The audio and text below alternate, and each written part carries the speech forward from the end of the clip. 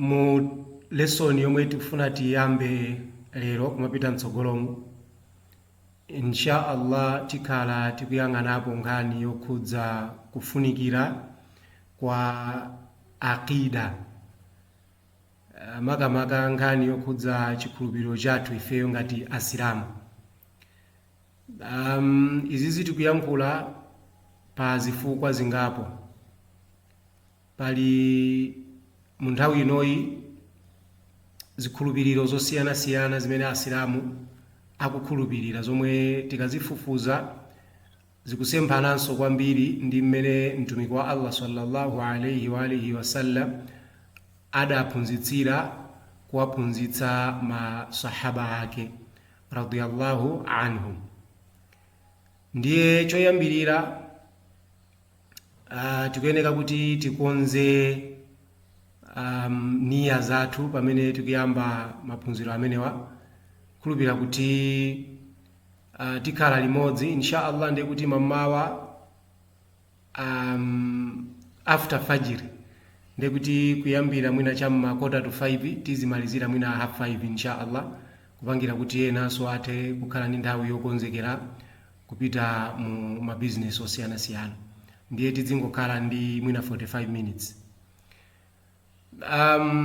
Umar ibn al-Khattab radiyallahu anhu adayankhula ali pa mimbar kunena kuti mtumiki wa Allah sallallahu alayhi wa alihi wasallam qala innamal a'malu binniyati, ndithudi malipiro a ntchito amatengera zolinga zimene munthu ali nazo mu mtima mwake. Wa innama likulli mri'in ma nawa, ndipo aliyense adzalipidwa malinga ndi cholinga chimene amayichitira ntchito ija.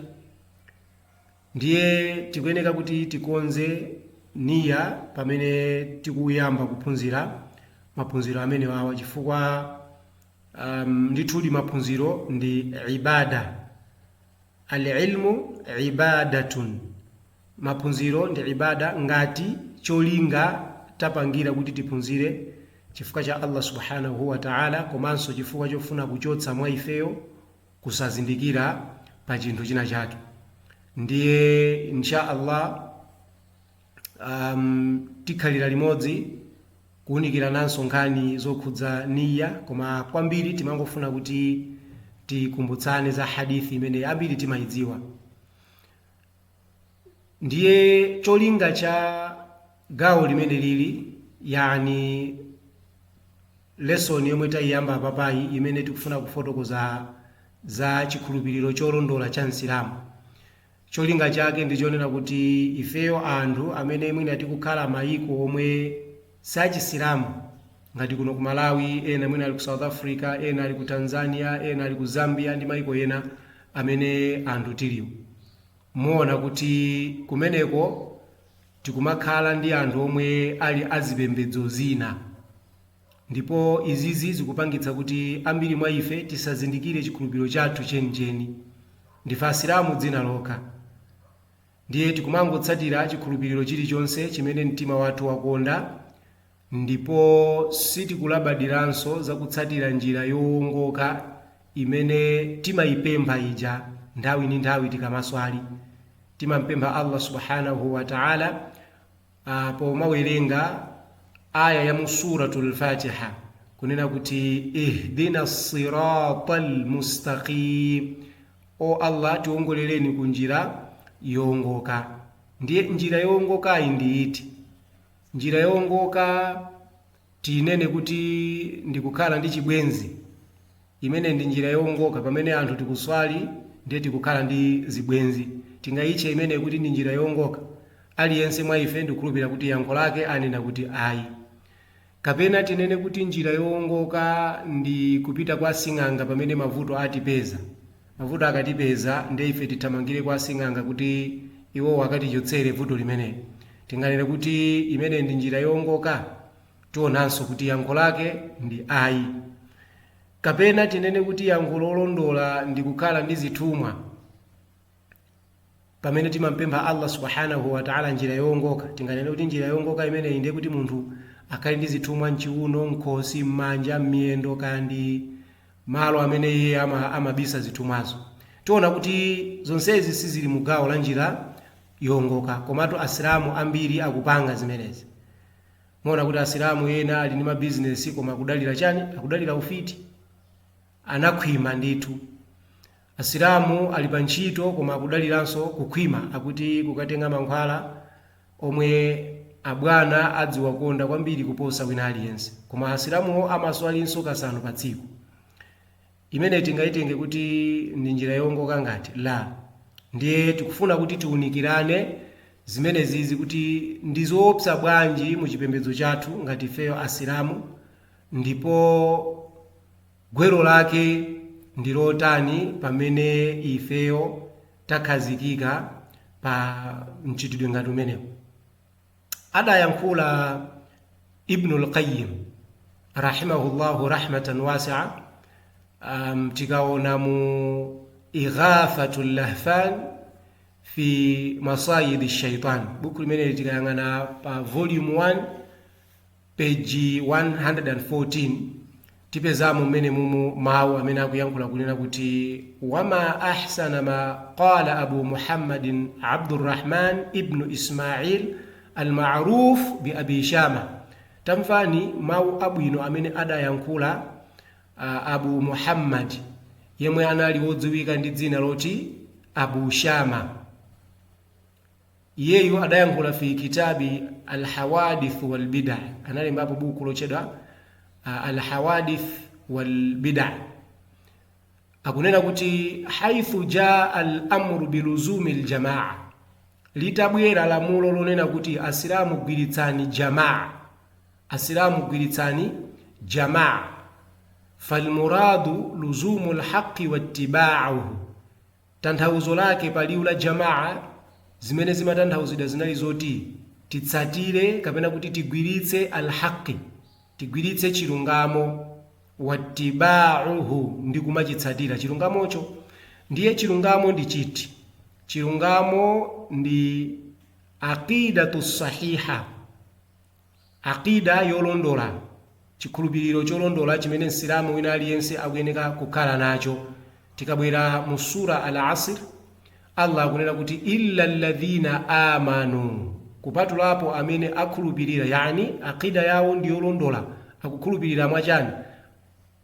Akukhulupirira mwa Allah subhanahu wa ta'ala, wa malaikatihi wa kutubihi wa rusulihi wal yawmil akhir, komanso wa bil qadar khairihi wa sharrihi, ndi zina zimene zazungulira pa gawo limeneli lokhudza chikhulupiriro. Alipo ena amene amadzitcha kuti ndi asilamu koma amanena kuti Allah subhanahu wa ta'ala fi kulli makan, Allah amapezeka pena paliponse. Chikhulupiriro chimenecho ndi chikhulupiriro chimene chili chama question mark, chifukwa ngati tinganene kuti Allah subhanahu wa ta'ala amapezeka pena paliponse, ndi kuchimanga chimene chichi mu mtima mwathu kuti ndi mmene zikuyeneka kukhalira, ndiye kuti sitisiyana ndi awo amene amapembedza chilengedwe cha Allah ndi kumanena kuti chimene ndikuchipembedzacho mkatimo muli Allah. Chifukwa amayankhula pali ena ake, tikapita ku India, Mahindu amakhulupirira zonena kuti Mulungu anabwera mkati mwachani? Mwa cholengedwa cha Allah subhanahu wa ta'ala. Mwachitsanzo amapembedza ng'ombe. Ng'ombe ndithu iwo amayipembedza, ndipo tamvapo mbuyomu kuti asilamu amene amadya ng'ombe, kupha ng'ombe moti anthu nkudziwa kuti uku kwaphedwa ng'ombe, asilamu amene amaphedwanso, chifukwa chonena kuti iwo amati akupanga asilamu wachipongwe, akutiphera Mulungu wathu. Ndiye amawatani? Amawapha asilamu amenewo. Muchikhulupiriro chawo Mahinduwa amakhulupirira kuti Allah subhanahu wa ta'ala ali paliponse, kapena amakhulupirira choncho kumene. Ndi chifukwa chake muona Vishna ndi limodzi mwa mafano amene iwo amalipembedza, ndikumanena kuti mmenemo muli Mulungu.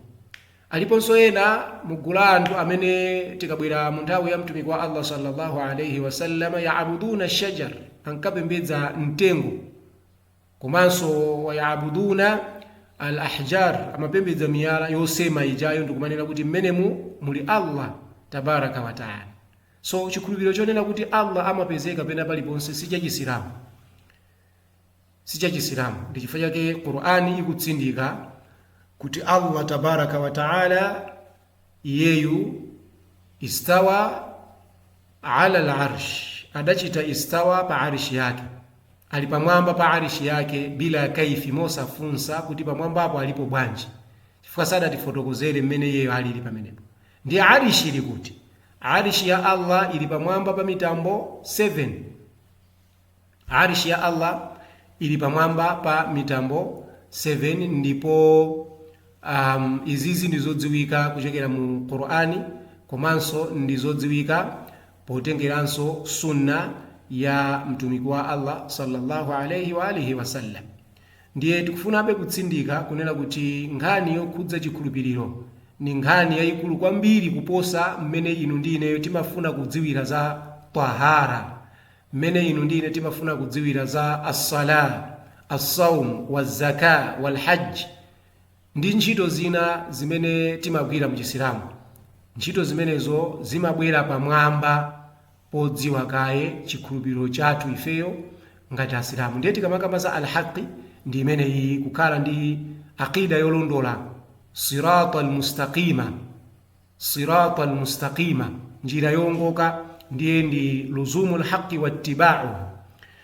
Ndiye akufotokozabe Abu Shama kunena kuti wa in kana almutamassiku bihi qalilan, inuyo muchigwiritse chilungamochi, mukhale ndi aqida yolondolayi, ngakhale amene akuyitsatira ndi anthu ochepa, amene akukhulupirira kuti Allah subhanahu wa ta'ala sapezeka pena paliponse, amene amakhulupirira kuti anthu okufa sangapereke vuto komanso sangapereke phindu kwa ife amene tili moyo. Koma lero lino Asilamu ena amene akudzitcha kuti ndi Asilamu amapembedzatu anthu amene adamwalira mina salihin, kuchokera mu gulu la anthu olungama amene adapita.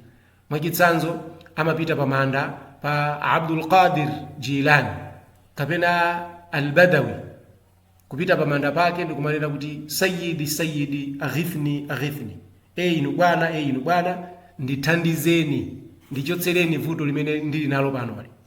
Koma tikafunsa kuti zimene zizi zili ndi aslu yanji kapena kuti zili ndi tsinde lanji mu Chisilamu, muzipeza kuti sizikuchokera kwa mtumiki wa Allah sallallahu alayhi wa alihi wasallam, chifukwa mtumiki yotu anali oyeneranso iyeyu ngati zikanakhala kuti kuwapempha olungama ndi gawo la mudini, iyeyu mtumiki akanakhala woyambirira kupanga zimenezo.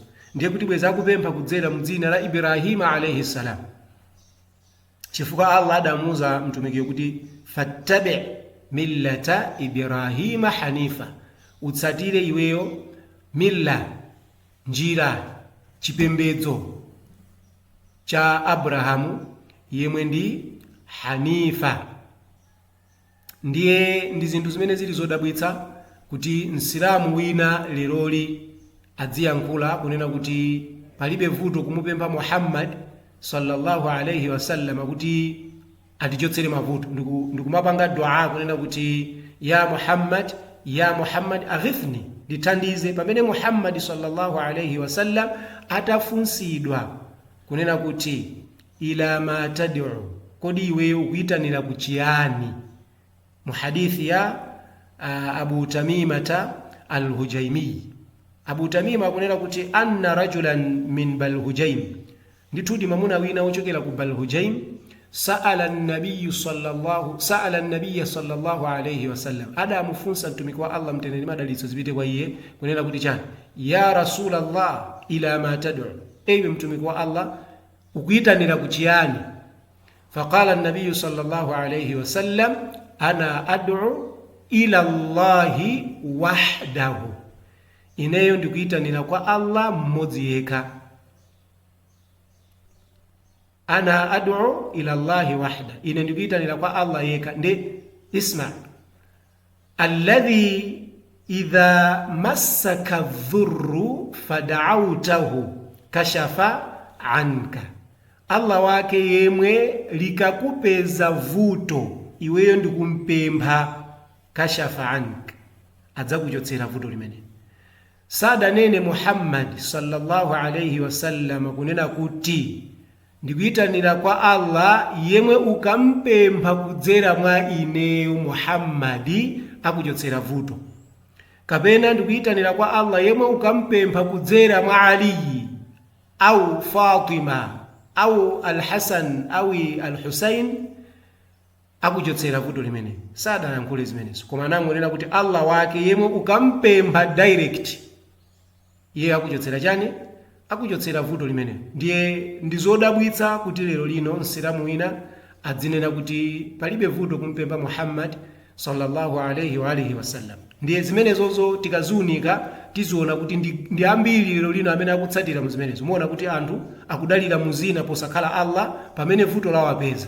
Kodi mtumiki ananena kuti Allah wake ndi yemwe ukadalira mu cholengedwa chake iye adzakuchotsera vuto. Ukadalira mu chitumwa, ukadalira mu ntchito, ukadalira mu sukulu, ukadalira mu business, ukadalira mwa anthu ena adzakuchotsera vuto. La, ananena kuti alladhi idha massaka dhurru fada'awtahu, ukampempha yeye pamene vuto lakupeza, kashafa anka, adzakuchotsera vuto limene. Ndiye tiona kuti wa in kana almutamassiku bihi qalilan, ngakhale anthu ambiri atakhala kuti akuchikana chilungamochi ndi kumatsatiridwa ndi anthu ochepa, wal mukhalifu lahu kathiran lianna alhaqa, chifukwa chilungamo chimene tikuchinena apa, aqidatu sahiha imene tifuna kuti tiyambe kuphunzitsa naye, huwa alladhi kanat alayhi jama'atul ula min ahdi an-nabiy sallallahu alayhi wa sallam wa ashabihi radiyallahu anhum. Ndi chimene adachigwiritsa mtumiki pamodzi ndi ndani? Ndi masahaba ake. Mtumiki samapempha kwa Abraham, mtumiki samapempha kwa Yesu, mtumiki samapempha kudzera mwa Musa alayhi salam, mtumiki amapempha direct kwa Allah subhanahu wa ta'ala. Ndipo ma ahadithi ochuluka alipo. Tikadzuka mamawa ngati uno mtumiki amanena kuti chani? Alhamdulillahi alladhi ahyana ba'dama amatana wa ilayhi an-nushur. Kutamandidwa ndi kwa Allah, osati kudzera mwa Abraham, kudzera mwa koma kutamandidwa ndi kwa Allah yemwe watipatsanso moyo pambuyo poti tinali ndi chani? Tinamwalira, ndipo kwa iye ndi kumene ife tidzabwerera. Allahumma afini fi badani, o Allah ndipatseni thanzi, ndipatseni ubwino muthupi langa. Ndiye mtumiki sadapemphe kudutsira mawina aliyense, mtumiki samadalira china chilichonse, mtumiki amadalira mwa Allah tabaraka wa taala. Ndiye funso kwa iweyo mbale wanga amene ukuonera pano program imene, funso ndilo kuti kodi ukuona bwanji iweyo uziswali swala ija kasanu pa tsiku, koma likakufikira vuto udzithamangira kwa asing'anga? Ukuona bwanji pamene? Ukuona bwanji pamene mkati mwa swala muja ukumpempha Allah kunena kuti chani? Iyyaka na'budu wa iyyaka nasta'in. Inunoka Allah timakupembedzani, komanso inunoka timakupemphani thandizo. Komatu wallahi aktharal muslimuna amapanga chani? Amapanga mistake pamenepa. Amapanga mistake, amanena kuti o Allah inunoka timakupembedzani, komanso inunoka timakupemphani thandizo.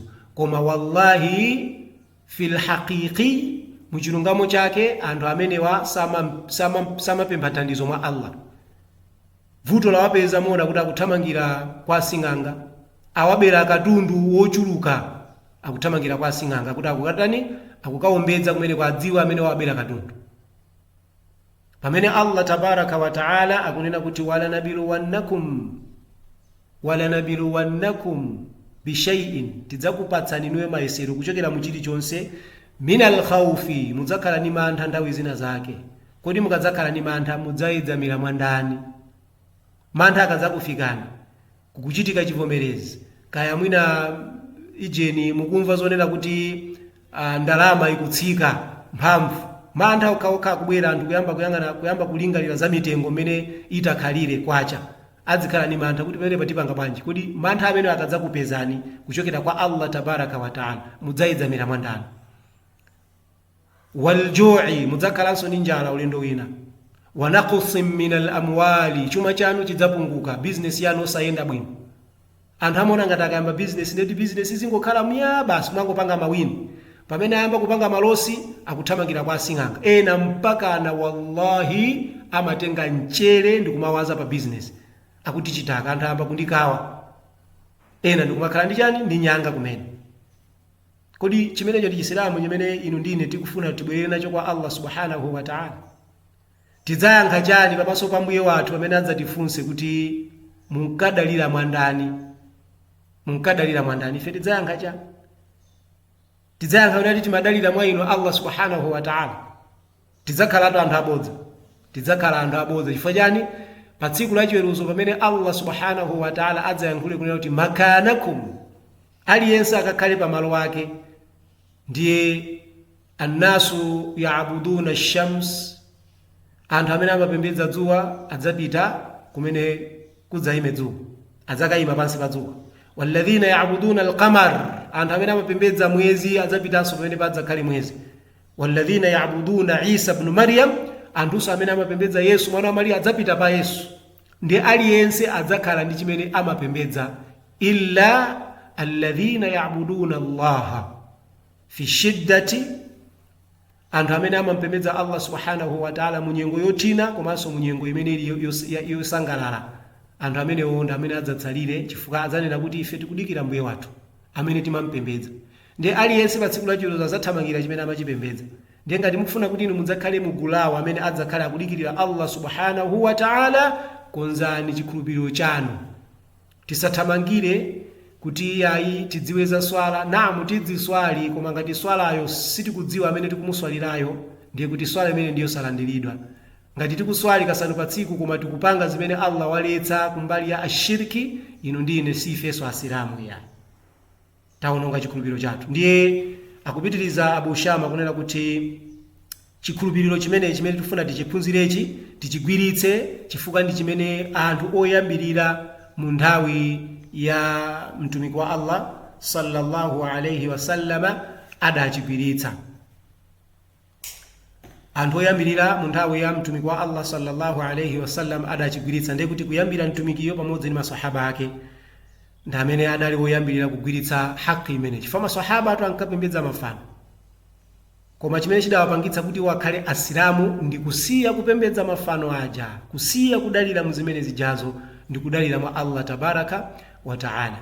Ndiye wala nandhuru ila kathrat ahli al-batil ba'dahu, inuyo musayangane, inu ndi ineyo tisayangane za kuchuluka kwa anthu amene ali pabodza pambuyo pawo, pambuyo pandani pa mtumiki wa Allah pamodzi ndi maswahaba ake. Fa anthu akunama ati kuti ndi asilamu, koma mupite mmakomo mukaone zimene anthu akudalira. Tapitani mmashopu mukaone zimene anthu apachika mmashopu. Ndiye mupite mu maofesi mukaone zimene anthu afinya zimene anthu azibisa malo ena ache. Koma anthu amene wo akudzitcha kuti wo ndi ndani? Ndi asilamu. Ndiye chisilamu ndi nyanga ndi kutalitali kwa basi. Chisilamu ndi kudalira, kudzidalira mwa iweyo wekha, munthu asazidalireso yekha. Alipo ena asilamu mu nthawi yathu ino akuti chifukwa choti aphunzira, yani apita ku skulu za ukachenjedezi, kafika ku college atenga diploma, pakana ku university ndi kutenga degree, kaya kutenga masters, kaya PhD, iwo akumadzitenga kuti akonza kudzithandiza okha, sakumadalira soma Allah tabaraka wa ta'ala. Ndi vuto so lalikulu limene lilipo pakati pathu. Chifukwa chani? Mtumiki adaphunzitsa kuti munthu asamazidalire yekha, potiphunzitsa amaonera kuti chani? La haula wala quwwata illa billah. Palibe tunyengo imene munthu angakhale, komanso palibe kuthekera kumene iye angachite kupatulapo kudzera mwa Allah. Munthu sangachite chinthu pamene Allah tabaraka wa ta'ala sadatani, sadafuna. Palibe chimene inu simungazipatse kulemera. Wallahi alghina min Allah tabaraka wa ta'ala, kulemera ndikuchokera kwa Allah subhanahu wa ta'ala, osati kuchokera mmapepala anu. Ndi anthu lero lina kupembedza pepala, kumalipembedza pepala, kumalitenga ngati ni mulungu wawo, kenako ndikumaswaliso kasanu pa tsiku. Mmene akuswalima akunena kuti Allah iyyaka na'budu wa iyyaka nasta'in, Allah timakupembedzani nokha komanso timakupemphani thandizo. pamene thandizo akulidalira pachani papepa ndikumayenda m'maijeni mumati ineyo tichipanda pepala lisinekanakhala pamene ndili pano. Faliyadhu billah. Mtumiki wa Allah sallallahu alayhi wasallam adaphunzitsa min duati almakrubi, kuchokera m'madua a munthu amene ali mu distress, amene ali mu nkhawa, amene akudandaula china chake kuti sichikutheka. Adaphunzitsa kuti chani mtumiki? Munthu amene yuyu antakul, adziyankhula kuti Allahumma rahmataka arju, o Allah, chisoni chanu ndi chimene ine ndikuchiyembekezera, ndili ndi hope mu chisoni chanu. Ndiye pambuyo pake mtumiki akunena kuti munthu amene anene kunena kuti o Allah, fala takilni ila nafsi tarfata aini, musandisiyire ndekha china chilichonse cha umoyo wanga mpaka anakuphethira kwa diso langali. Musandisiyire ndekha kuti ndidziyankhula kuti ndimaphethira chifukwa cha mphamvu za ine. Zimenezo zimene mtumiki wa Allah sallallahu alayhi wa alihi wasallam akutiphunzitsa kuti munthu asamanene kuti ndachoka nyumbamo kukafika malo ena ake chifukwa cha mphamvu za ine. Wallahi la, ndi Allah amene watipatsa mphamvu zimenezi kuti inu ndine tiyende. Lero lino anthu mammawa wa lero anthu sanaswali fajiri, koma Allah wapatsa mphamvu. Right? Ndi alipo yena amene amafuna kuswali fajiri kunzikiti, koma Allah wawachotsera mphamvu zija, iwaja ali pa bedi panopa akulephera kuti ayende akafike kunzikiti. Amene osakuyankhula bwanji kunena kuti ndi mphamvu za ine kapena ndazipatsa ndekha kufoka kuti ndisaswali swala ya fajiri ku jamaa. Koma lero lino munthu akupatsidwa mphamvu ndi Allah, sakumpembedza nazo Allah tabaraka wa taala, ndi akuyembekezeranso kuti pa tsiku la chiweruzo adzakalowetsedwe ku janna. Wallahi tatiyeni tikonze chikhulupiriro chathu, ndipo gawo ili la chikhulupiriro tikuyeneka tilikhazikitse m'mitima mwathu, tilikhazikitse pakati pa ngati tili ndi akazi, ngati tili ndi amuna, ngati tili ndi ana, makolo athu, abale athu, komanso ndi asilamu amene atizungulira m'maderamu. Tatiyeni tiwayitanire kuchani? Ku al-aqidatu sahiha. Tisatengeke za anthu awabodza amene amanena kuti aqida ndi anthu amene ali mawahabi. Wallahi anthu amene wawa akufuna kumunamizira Allah subhanahu wa ta'ala. Chifukwa aqida ndi imene adayambirira mtumiki wa Allah sallallahu alayhi wa alihi wasallam, kama qala Jundubi ibn Abdillahi al-Bajali. Akuyankhula motani Jundubi? Akuyankhula kutiuza kunena kuti kunna ma'a an-nabiy sallallahu alayhi wasallam, ife tinali limodzi ndi mtumiki wa Allah, mtendere ndi madalitso zipite kwa iye. Fata'allamna al-iman qabla an nata'allama al-Qur'an wa nahnu fityanun hazawira. Tidali anyamata achisodzera, ndiye tidaphunzira kuchokera kwa mtumikiyo nkhani yokhudza al-aqida. Koyamba tidayamba ndi mtumiki kuphunzira nkhani ya al-iman qabla an nata'allama al-Qur'an, tisanayambe kuphunzira Qur'an. Lero mwenye wabwera ndi madrasa achi akuwauza anthu kunena kuti muyambe kuphunzira Qur'ani, chifukwa mukayamba kuphunzira Qur'ani inu ndakujanna basi. Muyambe kuphunzira Qur'ani chifukwa mukaphunzira Qur'ani mukapulumutsa abale anu 10 amene adzikalowa ku moto, mukapulumutsa amenewo. Koma hadha sahih, izi zitiziona kuti sizolondola, chifukwa chonena kuti mtumiki wa Allah ndi wodziwa, chifukwa Allah adampatsa uzindikiri. Ndiye mukuzindikira kumene Allah adampatsa, adayamba iye kuwaphunzitsa anthu za al-aqida. Akanakhala kuti mtumiki wa Allah sallallahu alayhi wasallam mukudziwa kumene adampatsa Allah, chidali chofunikira kwambiri ndi kuphunzitsa anthu Qur'ani, akadayambanso zimenezo. Koma Jundubi ibn Abdillah akutiuza kuti iwowa adayamba kuphunzira nkhani ya al-iman. Chifukwa chani? Mu Qur'ani muli malamulo, muli ma awamir wa nawahi, muli zilamulo zimene tikuyeneka kuchita, komanso muli ziletso. Zinthu zimenezo munthu sungazitsatire ngati aqida yako ili yotani yosakwanira kapenanso yopochoka kumene. Mu Qur'ani muli malamulo amene msilamu akuyeneka kuchita, ngakhale kwa iyeyo sakumvekera bwino, ngakhale iyeyo sakusangalatsidwa nawo, koma akuyeneka kuchita. Akuyeneka kuchita pasifa chani? Chifukwa akudziwa kunena kuti zimenezo walamula ndi Rabbul Alamin, walamula ndi mbuye wa zolengedwa zonse amene adatilenga ifeyo kupezeka panopa ndi chifukwa cha Allah subhanahu wa ta'ala. ndi Allah walamula zinthu mu Qur'an mwapeza kuti ena mu Isilamu akutsutsana ndi zimene zijazo chifukwa chani aqida komanso mwaona anthu amene akuwerenga maaya omwewo amene akuatsutsawo wala taqrabu zina innahu kana fahishatan wa saa sabila usachiwandikire chiwerewere usapange zibwenzi chifukwa imene ndi njira yonyasa ndi alfahisha ndi njira yonyasa ndi zinthu zonyasa komanso ndi njira imene yotani yosalondola yoyipa ndiye mumpeza munthu ndi alhafidhu koma ali ndi chibwenzi akuti bola akuti ife sitimagonana tinangolonjezana kuti tidzakwatirana alhafidhu alquran alhafidhu alquran mumpeza ad-dukhan akusuta fodi pamene kusuta fodi ndi chinthu chimodzi mu zinthu zimene zinaletsedwa ngakhale palibe direct aya koma mtumiki ananena kuti chani la darar wala dirar musasibweretsere vuto inuyo nokha komanso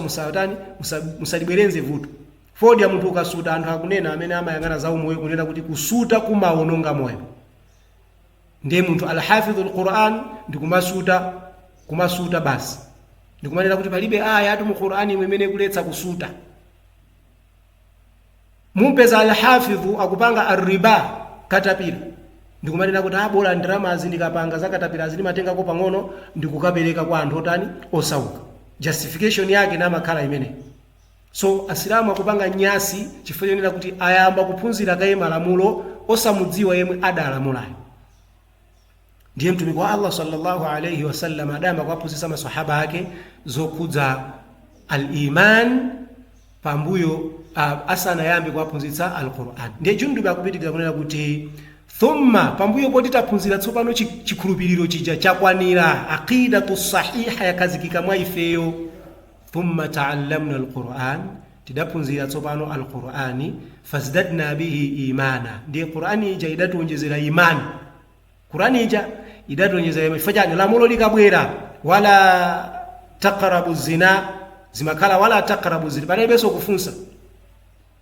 kufunsa imagine mtumiki wa Allah sallallahu alayhi wasallam akumuza Ali ibn Abi Talib pamene adawapatsa ana ake awiri Hasan wal Husain adawapatsa mayina ena mukakafufuza mukaona kuti mayina amene adali oyambirira mwayiwo sadali amene ndiye mtumiki wa Allah sallallahu alayhi wasallam adamuza Ali kuti mayina amenewo sindikuwavomera umpatse Hasan winayo umpatse al Husain Ali sadakane pompa adatani adatenga zimene mtumiki wa Allah sallallahu alayhi wasallam adachita pamene lero lino Islamu wina kumuza kuti dzina lakolo siloyenera mtumiki amasintha mayina a anthu amene ali onyasa mayina awo amene ali amatanthauzo oyipa iweyo kuyeneka usinde dzina limene anthu akumayankhula cha dzina silikamulowetsa munthu kujanna dzina silikamulowetsa munthu kujanna akumatero chimene chikuwapangitsa kuyankhula mawu amene ndi chani ala aqidatu sahiha aqida chifukwa ayamba kaye kungoloweza Qur'ani ndakuzitenga ngati ndophunzira kuposa mtumiki wa Allah sallallahu alayhi wasallam mtumiki wa Allah sizilizoyeneka kuti tizitsutsana naye wallahi Abu Bakari akadakhala kuti adatsutsana ndi mtumiki akadakalwa kumoto Umar ibn al-Khattab radiyallahu anhum yani anake komanso akazi yake amene adali okhulupirira tingoti maswahaba onse Umar, Abu Bakar, Uthman, Ali ndiye na amene awadachulawa ndi makhulafa ur-rashidin al-mahdiyyin amene adali ngati pa top amene wawa akadati asemphana ndi Muhammad sallallahu alayhi wasallam anthu amene wawa akadakalwa kumoto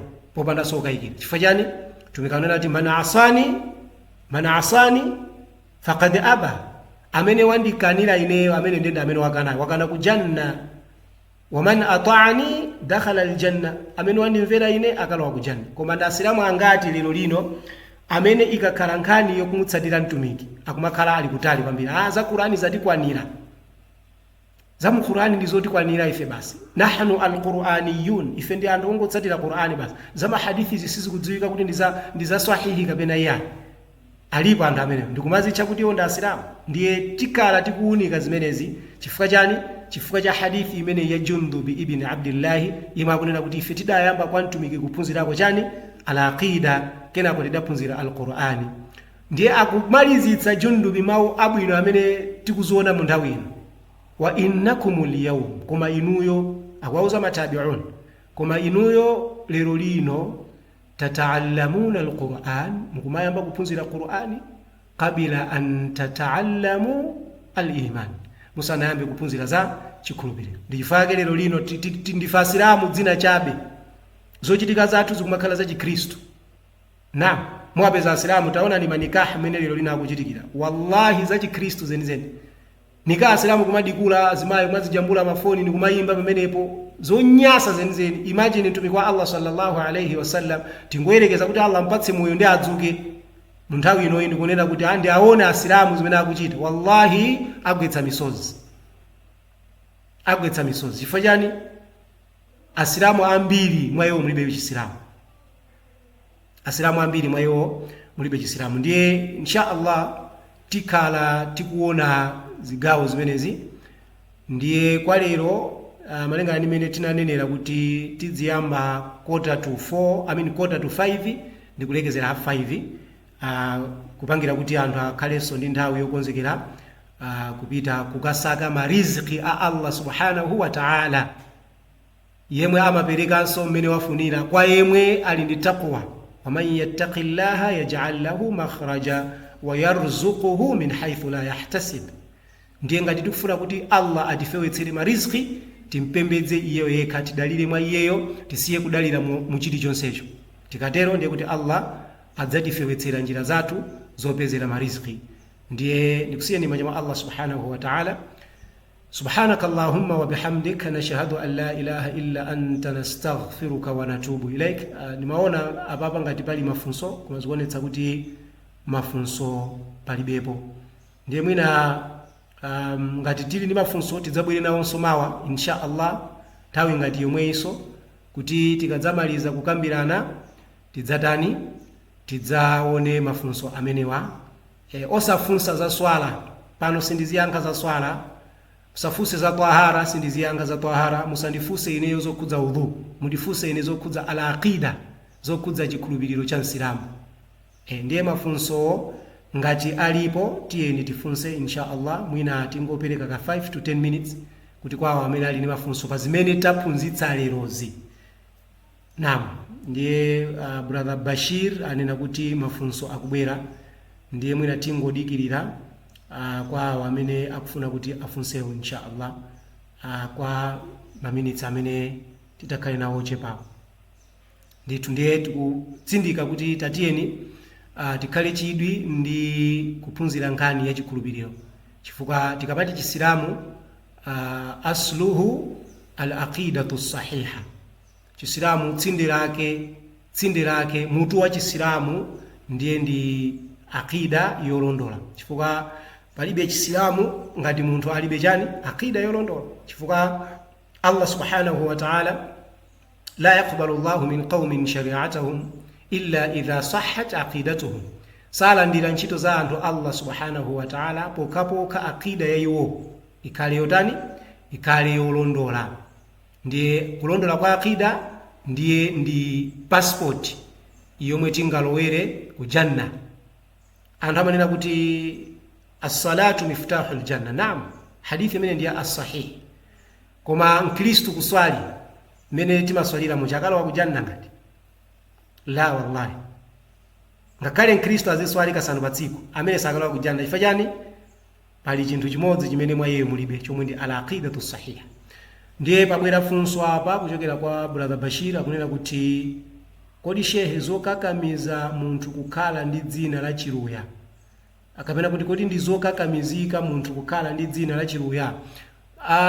Tikaona kumbali ya mayina, mtumiki wa Allah sallallahu alayhi wasallam adatiuza kuti mayina abwino amene munthu akuyeneka kukhala nawo, kapena mayina amene bambo akuyeneka kupereka kwa mwana wake, oyambirira amene ali abwino kwambiri adzikhala ndi liu la abdu.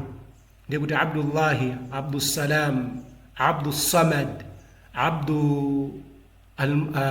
Abdul Basiti, Abdu Ar-Razzaq, ni mayina ena amene Allah subhanahu wa ta'ala ali nawo.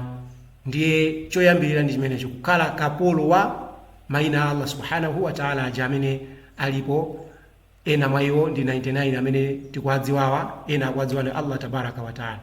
Ndiye kukhala ndi dzina limenelo ndi chinthu chimene chili chabwino kwambiri. Kupatula pamenepo palinso mayina ena amene mtumiki wa Allah sallallahu alaihi wasallam ankapereka kwa maswahaba amene adali obwerera kumene mu Chisilamu. Ndiye panali ena amene adali ndi dzina monga ngati Asiya, wonyoza, Asi wonyoza kapena kuti wokanira. Ndiye mtumiki adanena kuti ayi, iwe dzina lako si limenelo, iwe kuyambira lero ndi ndani? Ndi womvera, kapena dzina lina lofanana ndi limenelo. Panali wina amene adali dzina lake wonyasa, kapena lina lofanana ndi choncho, koma mtumiki adampatsa dzina kuti iwe kuyambira lero ndiwe Jamila, wokongola. Ndiye mayina awo kaya atakhala muchichewa kaya muchiyawo, koma dzinalo ngati lili ndi tanthauzo labwino, palibe vuto lina lilonse. Sizili zokakamiza kuti munthu atenge dzina limene lili la Chiarabu. Tikoza kuzipatsa dzina kandi Mtendere, ndi dzina labwinobwino. Kuzipatsa dzina kandi Madalitso, ndi dzina labwinobwino. Kaya kuzipatsa dzina Yamikani, kandi zipatsa dzina la muchiyawo kaya nechiyawo sinimatha, koma mwina pali mayina amene madziwa abwino amene Chisilamu chapereka, amene Chisilamu chimagwirizana nawo. Chifukwa chani? Dzina lizikhala ndi tanthauzo, koma tisampatse mwana kuti Mavuto, Mavuto iyayi, kapena Zione, uziona iweyo Zione. Mayina ngati amenewo ngati tili nawo tikuyeneka kuwasintha. Chifukwa anatipatsa ife azigogo athu kandi amayi athu mayina amene ankapereka nthawi imeneyo pa zifukwa. Ndiye sitingabuleme makolo athu chifukwa iwo sankadziwa zimenezi. Ndiye pamene ife tazindikira tikuyeneka kuti tilichotse dzina limenelo ndi kudzipatsa dzina limene lili la tanthauzo labwino. Chifukwa chani? Chifukwa chioneka kuti dzina limampangitsanso munthu kukhala mmene dzinalo lili. Ngati iweyo wadzipatsa dzina kuti Mavuto, kapena atakupatsa dzina kuti Mavuto, umakhala ndi mavuto mzochitika zako. Naam. Ndiye sizili zokakamiza kuti munthu akhale ndi dzina la Chiarabu lokha, koma ngati dzinalo lili ndi tanthauzo labwino, basi zimenezo ndi zabwinobwino ndithu. Pakubweranso funso lina apa kunena kuti kodi pali mgwirizano wina uliwonse pakati pa tablighi zija ndi nkhani ya aqida? Naam, funso limeneli ndi funso labwino kwa basi, chifukwa anthu ambiri chifukwa chakusadziwa za al-aqidatu sahiha tiona kuti tikaliona gulu la Asilamu lina lake timalitenga kuti lili pa haki, ndipo timatha kuchita zimene waja akuchita. Ajamati tablighi amachita zinthu zimene mtumiki wa Allah sallallahu alaihi wasallama adachita, ndiye pali gawo lina limene amachita zinthu zimene mtumiki wa Allah sallallahu alaihi wasallama sadachite. In fact amakhala alumpha malirenso pa gawo limene. Ndiye mwa iwowo muli zina zimene zili zoti ndi zabwino, monga samapondera trouser lawo limadutsa limakwera mtunda, kapena samachita isbal. Chimenecho ndi chinthu chabwino chimene mtumiki wa Allah sallallahu alaihi wasallama adachilangiza. Komanso amagwiritsira ntchito miswaki nthawi ina iliyonse, kutenga miswaki ndi kumatsuka mkamwa. Komanso amavala mikanjo kapena timatabliki tija, kapena kuti samakhwefula, samavala zothina. Alright. Komanso mwaona kuti ndi anthu okonda kuswali, amakhala mu mzikiti ndi kumaswali. Komanso ndi anthu amene amalimbikitsa ena kuswali. Alright. Koma mwa iwo muli kuyipa kwakukulu kwa basi. Ngati mmene ulili mowa ndi yankhula zimene zozo choncho kuti tizindikire kuti mowa muli phindu, koma muli kuyipa. Allah subhanahu wa ta'ala akunena kuti fiha ithmun kabirun wa manafi'u linnas. Mumowa komanso juga muli uchimo, komanso muli menemo chani phindu. Ndiye anthu amene amamwa mowa amapindula, koma Allah akunena kuti wa ithmuhuma akbar min naf'ihima, yani kuchokera mu mowa ndi juga chimo limene lili menemo ndi lalikulu kwambiri kuposa chani phindu. Ndiye pachifukwa chimenecho Allah harrama al-khamr, adauletsa mowa. Sadauletse mowa chifukwa kuti mowa muli zonyasa zokhazokha la, koma zonyasa zimene zili mowa ndi zochuluka poyerekeza ndi phindu limene amalipeza. Ndiye chimodzimodzi tikayang'ana tablighi muli ubwino, koma muli kuyipa kwakukulu kumene kulimo poyerekeza ndi ubwino umene ulimo. Kuyipa kwake ndi kuti? Kuyipa kwake ndi kuonera kuti kukukhudzana ndi aqida malingana ndi funso lanu. Mmenemo amampatsa munthu chikhulupiriro cholakwika pa zinthu za Chisilamu. Mwachitsanzo kulimbikitsa munthu kuti adziswali usiku wonse. Kulimbikitsa munthu kuti adziswali usiku wonse ndi zinthu zosemphana ndi mtumiki wa Allah sallallahu alayhi wasallam. Pomanena kuti mtumiki wa Allah amatupa mapazi chifukwa cha kuswali. Anthu tikulikonda dziko kwambiri, sitikutupa mapazi. Ndi anthu amapezeka zoti akuchezera usiku wonse akuti atupe mapazi ngati mtumiki wa Allah sallallahu alayhi wasallam. Hadha al-ghulub. Kumeneko ndi kukakamula. Kumeneko ndi kutani? Kukakamula kumene sikumafunika mu dini. China ndichonena kuti muwaona ajamati tablighi amayendera anthu kuti apite kukaswali, apita makomo anthu. Ndiye akakafika kumene kuchako amamulimbikitsa munthu kuti akaswali. Koma kumulimbikitsa kumene amamulimbikitsa munthu uja kumalumpha malire kufikira ponena kuti munthu ujayo amamukakamiza kuti abwere ku mzikiti akaswali ngakhale alibe chani, alibe tahara. Amamuuza munthu atatiye ntipiteni ku mzikiti, ine ndilibe tahara. Iwo amona ngati munthu akunama. Ndiye amamukoka munthu kupita ku mzikiti, munthu uja ndikumakaswali swala ali ndi janaba. Swala ya munthu amene ndiyo salandilipa. Kumene konso ndikulumpha malire kwina kumene wamachita. Komanso mmenemo muli ma hadithi awo amene ali ad-da'if amene amawagwiritsira ntchito ndikumamanga dini yawo pa mahadithi amenewo. Komanso mmenemo muli ma hadithi amene ali maudhu opekedwa amene amawagwiritsira ntchito. Mwachitsanzo hadithi yomwe kapena athari yomwe ikulimbikitsa anthu kuti azisunga udhu. Ndikumauza kunena kuti masufi athu ena mwa iwo amaswali ndi udhu mmodzi kwa masiku 7. Itimizi ndi kuti anthu amene osakugona pamene mtumiki wa Allah sallallahu alayhi wasallam adawaletsa maswahaba atatu aja amene wina mwa iwo ankanena kuti ine sindidzakwatiranso, ineyo wina kumanena kuti ine sindidzagonanso usiku, wina ndikumanena kuti ine sindidzadyanso masana ndi dzingo sana. Mtumiki ananena kuti inu mwachitika bwanji ino anthu inu, ineyo ndine waimani kwambiri kuposa inuyo, ndine waimani kwambiri kuposa inu, komatu ndimagona komanso ndimadzuka. Kusenza kuti amagona usiku ndikudzukanso. Ndiye wina akanena kuti sindidzigonanso usiku. Amene akufanana ndi mtumiki wa Allah la, amene sakufanana ndi mtumiki wa Allah sallallahu alayhi wasallam. Ndiye iwo akuti amapanga udhu mmodzi kwa masiku 7. Zimene sizingatheke chifukwa chani? Ndiye kuti sakupita kuchimbudzi munthu amene komanso sakugona kwa masiku 7. Chimenecho si Chisilamu. Mmene mwakulimbikitsa kuti munthu azipanga dhikri, dhikri imene kupangidwaso pamene popo kwambiri ndiyo kuti Allahumma salli wa sallim wa barik ala Muhammad. Ndi imene amaitcha kuti ndi dhikri. Pamene dhikri ndi kumukumbukira Allah subhanahu wa ta'ala. Tikayang'ana mu Fadhailud Durud ama ndi buku limene machita kuti Fadhailud Durud, mmene mwende muli nyasi kwambiri. Akufotokoza kunena kuti mmodzi mwa mashehe yemwe adayambisa Jamati Tablighi amene ali Muhammad Ilyasa Kandelawi, akuti yeye mmodzi wa mashehe yake ali wachinyamata kaya iyeyo amafotokoza za munthu wina, koma amafotokoza kunena kuti anadwalika ndipo atagona usiku anamulota mtumiki atambweretsera mankhwala.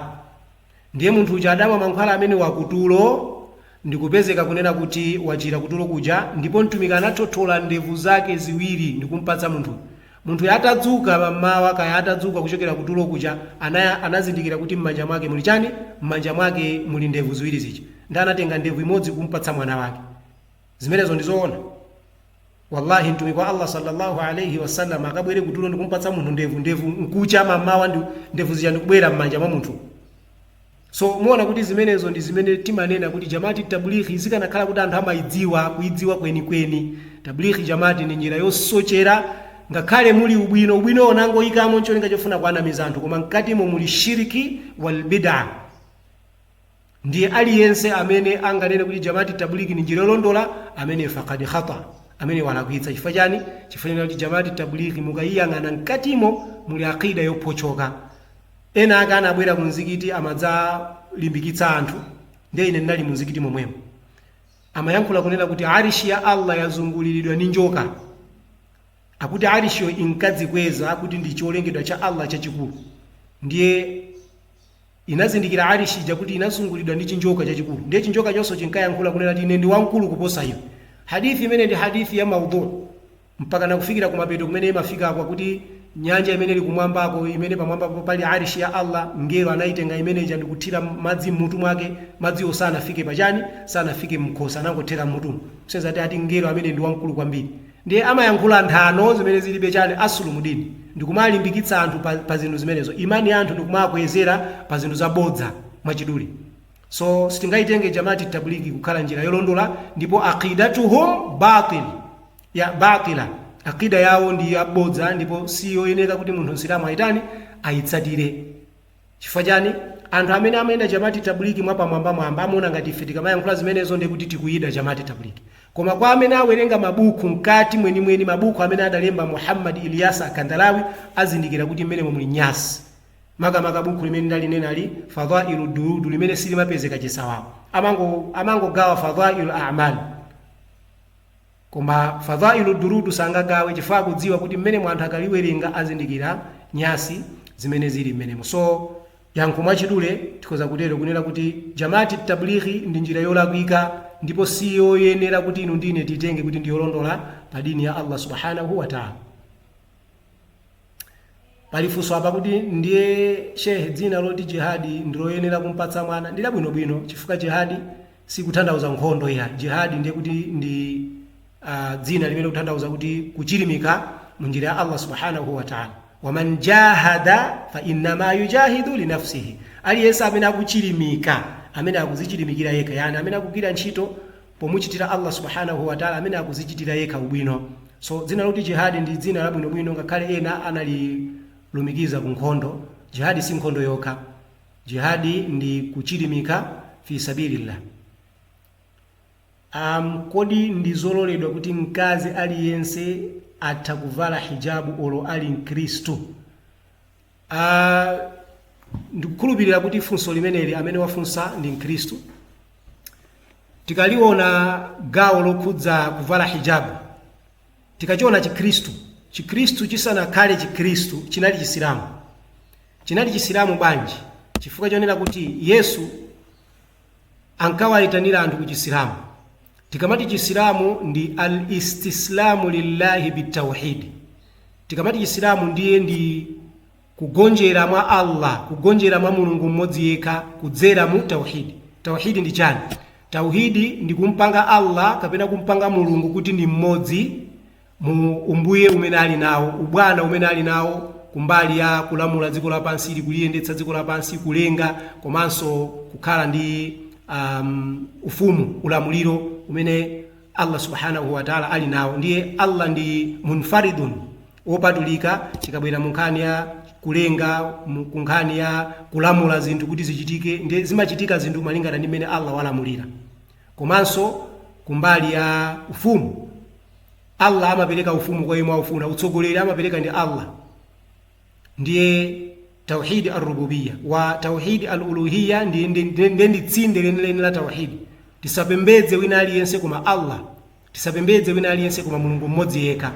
Ndiye zimenezi ndi zina zimene Yesu ankayitanira, komanso ankayitanira ku mayina a Mulungu kuti anthu azimpempha Mulungu kudzera m'mayina ake, kuti Mulungu ndi wopereka, Ar-Razzaq, Ar-Rahman, Ar-Rahim, Al-Malik, Al-Quddus, Al-Muhaimin. Ndiye mayina amenewo ndi amenenso Yesu ankayitanira. Now kuchoka pamenepo pambali ponena kuti Chisilamu ndi tauhidi, walinqiyadu lahu bitaa, munthu amvere Mulunguyo modzipereka pa zimene Mulungu walamula. Ndiye Mulungu adawalamula akazi mu nthawi ya Yesu kuti adzivala modzibisa thupi lawo lonse. Ndifake awo amene amayesezera kumujambula Mariya, sana mujambulepo Mariya opanda chani, opanda tsitsi mmutu mwake, anamukutira. Chifukwa chani? Ndi mmene akazi okhulupirira mu nthawi ya Yesu ankavalira. Yesu mayi yake ndi anthu amene adamutsatira Yesu ankavala akazi mobisa tsitsi lawo, movala mwachidule hijab. Chifukwa hijabu ndi chovala chimene adalamula Mulungu kuti mkazi azivala. Ndiye munthu amene amavala hijabu ndi yemwe wakhulupirira kuti Mulungu ndi mmodzi. Chifukwa chani? Ndi lamulo lochokera kwa Mulungu limene Mulungu wapereka, ndiye iye akuligonjera lamulolo. Wal inqiyadu lahu bitaa, ndiye akugonjera kudzipereka pomutsatira Mulungu. Komanso china wal bara'atu minashirki wa ahliha, kudzitalikitsa munthu kushiriki ndi azibale ake ashiriki. Chimenecho ndi Chisilamu. Ndiye mkazi yemwe sali nsilamu akhoza kuvala hijabu koma sapeza malipiro ena aliwonse kwa mulungu chifukwa chani iyeyo akumuphatikizira mulunguyo ndi Yesu pomapempha kudzera mdzina la Yesu kuti mulungu mwakuti koma akudutsira mwa Yesu pamene Yesu ananena kuti timpemphe mulungu direct. Ndiye mayi amene azivala hijabu koma sapeza malipiro ena aliwonse ndipo kumwalira iyeyo akuvala hijabu sakalowa kumtendere chifukwa chani iyeyo akumupembedza mulungu pomuphatikizira ndi china chake. Ndiye sister amene mwafunsa funso limeneli ndikuyitanirani inuyo ku Chisilamu kuti mudzivala hijabuyo ukumukulandira malipiro komanso mukamwalira mudzakhala mugulu anthu okalowa kumtendere limodzi ndi Yesu. Fa Yesu akalowa kumtendere limodzi ndi anthu amene adamukhulupirira iyeyo mu uthenga umene ankawayitanira. Koma onse amene lero lino akumupembedza Yesu anthu amene ndoluza chifukwa chani Yesu sadawuze anthu kuti ampembedze iyeyo, adawuza anthu kuti apembedze mulungu yemwe ali mbuye wake wa Yesu komanso mbuye wa wina aliyense. Ndiye kuvala hijabu ndi chinthu chabwino koma ubwinowo umakhalapo ngati mkaziyo ali nsilamu ali wokhulupirira mwa Allah subhanahu wa ta'ala. Ndiye sister amene mwafunsa funso limeneli ndikuyitanirani ku Chisilamu kuti mudzivala hijabu bwino ukumukupeza malipiro. Tione funso lina. Pali funso limene likunena kuti ndimafuna kuti mundithandize kuduwa yakuyamba ayi tanena kuti za swala sitikukambirana pano tikukambirana ngani yokhudza ala aqida. Ndiye ndikukhulupirira kuti mafunso kwa lero athera pamenepa ndi kuti insha Allah tikakumananso tidzapitirize pamenepa pamene tasiyira lero tasiyira kunena kuti choyambirira munthu kuti aphunzire chikhale aqida chikhale chikhulupiriro chifukwa chani mtumiki wa Allah sallallahu alayhi wasallam adayamba kuwaphunzitsa masahaba ake nkhani ya chikhulupiriro asadayambe kuwaphunzitsa nkhani yokhudza al-Qur'an.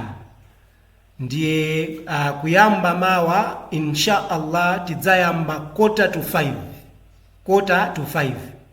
ndiye kwa anthu amene tingadzakhale kuti taswali fajiri tidzathamangire kuti tidzakhalire limodzi insha Allah mu program imene. Ndiye quarter to 5 ndi imene tidziyambira kupangira kuti mwina ka 5 minutes timakhala tikudikirabe anthu. Ndiye mwina timayamba chamma 10 kapena 5 to koma kuyamba kuitsegula programu iyi ndi quarter to 5. Subhanaka Allahumma bihamdika nashhadu an la ilaha illa anta nastaghfiruka wa natubu ilaik. Assalamu alaikum wa rahmatullahi wa barakatuh.